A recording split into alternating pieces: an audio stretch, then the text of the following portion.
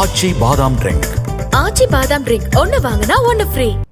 புனித வெள்ளியையொட்டி கன்னியாகுமரி மாவட்டம் கருங்கல் துண்டத்துவிளை புனித அந்தோணியார் ஆலயத்திலிருந்து புனித கருணை மாதா மலைக்கு இயேசுவின் சிலுவை பாடுகளை உணர்த்தும் விதமாக ஏராளமானோர் சிலுவை பயணம் மேற்கொண்டனர். இதுகுறித்து நமது செய்தியாளர் ரமேஷ்குமார் வழங்கிய தகவல்களை தற்போது பார்க்கலாம். உலகம் முழுவதும் உள்ள கிறிஸ்தவர்கள் இந்த புனித வெள்ளியை ஒரு துக்க தினமாகவே அனுசரித்து வருகின்றனர்.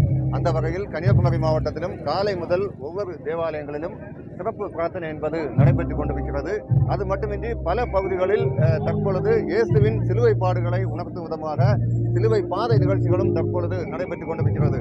நம்ம இப்போ நிற்கும் பகுதி கன்னியாகுமரி மாவட்டம் கருங்கல் பகுதியில் நின்றுட்டு இருக்கோம். இங்க இருக்கும் இந்த புனித துண்டத்துவிளை அந்தோணியார் ஆலயத்திலிருந்து அருகில் இருக்கும் கருணை மாதா மலைக்கு சுமார் 3 கிலோமீட்டர் இறை மக்கள் தற்பொழுது அந்த சிலுவை பயணத்தை மேற்கொண்டு வருகின்றனர். 2000 வருடங்களுக்கு முன்பு இயேசு அந்த உணர்ந்த அந்த சிலுவை பாடுகளை இன்றைய தினம் மனிதர்கள் தத்துவமாக நடித்து காண்பித்தவாறு அந்த சிலுவை பாதை பயணத்தை மேற்கொண்டு வருகின்றனர். நம்ம பார்க்க முடியும், திரளான இறை மக்கள் இந்த பகுதிகளில் பங்கேற்று இந்த இறை வழிபாட்டில் தற்பொழுது ஈடுபட்டு கொண்டிருக்கின்றனர். இது மட்டுமின்றி கன்னியாகுமரி மாவட்டத்தில் இதுபோன்று பல பகுதிகளில் இந்த சிலுவை வழிபாடு நிகழ்ச்சி என்பது தற்பொழுது நடைபெற்றுக் கொண்டிருக்கிறது. இந்த பகுதியில் மட்டும் ஆயிரக்கணக்கான இறை மக்கள் தற்பொழுது பங்கேற்று இந்த சிறப்பு வழிபாட்டில் பங்கேற்றிருக்கின்றனர்.